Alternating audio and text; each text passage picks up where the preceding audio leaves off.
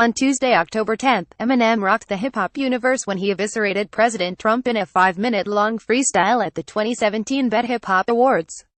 His blistering diatribe targeted Trump's delayed response to Puerto Rico after Hurricane Irma and Maria, his divisive comments against NFL players, and his inability to unilaterally condemn white supremacists, while M's unflinching approach was applauded by the masses including Colin Kaepernick. His decision to drag Trump comes after a bevy of celebrities and hip-hop stars previously thrashed the nation's commander-in-chief. Trump's woeful performance in the White House has been highlighted by the likes of LeBron James, Jay-Z, J. Cole, Diddy and more.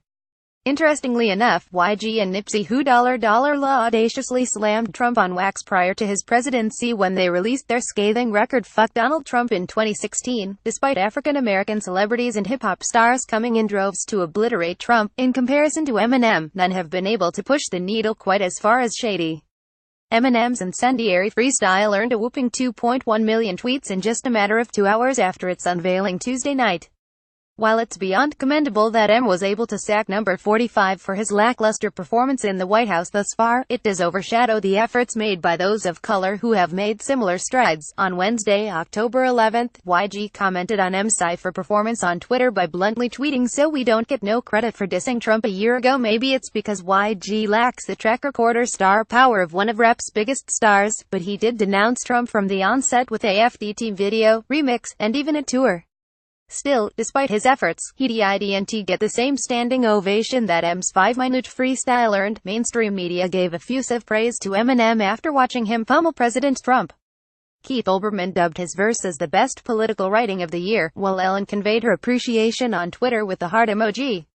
Then, the juggernauts of late-night TV including Seth Meyers, Jimmy Fallon, Jimmy Kimmel and Stephen Colbert lauded M's politically driven verse without any hesitation. What's mind-blogging is mainstream media's decision to label Eminem as the paragon for, "Hey, finally somebody had the balls to say something," when in actuality, it's been said dozens of times before, especially by African-American MCs. Another problem to consider is Eminem's checkered history. Throughout his career, Eminem's homophobia and misogynistic lyrics have proven to be a dark cloud hovering over his legacy.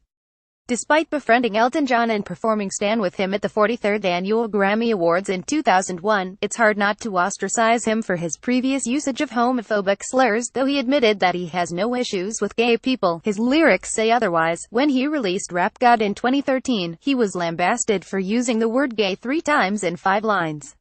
"Little gay-looking boy, so gay I can barely say it with a straight face. Looking boy, you're witnessing a massacre like you're watching a church gathering take place. Looking boy, oy vey, that boy's gay, that's all they say. Looking boy," he spews on the track. In an interview with Rolling Stone, M scoffed at the criticism placed on him for his excessive usage. "It goes back to that battle, back and forth in my head, of wanting to feel free to say what I want to say, and then worrying about what may or may not affect people. And not saying it's wrong or it's right, but at this point in my career, man, I say so much shit that's tongue-in-cheek," he said. "I poke fun at other people, myself. But the real me, sitting here right now talking to you, has no issues with gay, straight, transgender, at all. I'm glad we live in a time where it's really starting to feel like people can live their lives and express themselves. And I don't know how else to say this, I still look at myself the same way that I did when I was battling and broke."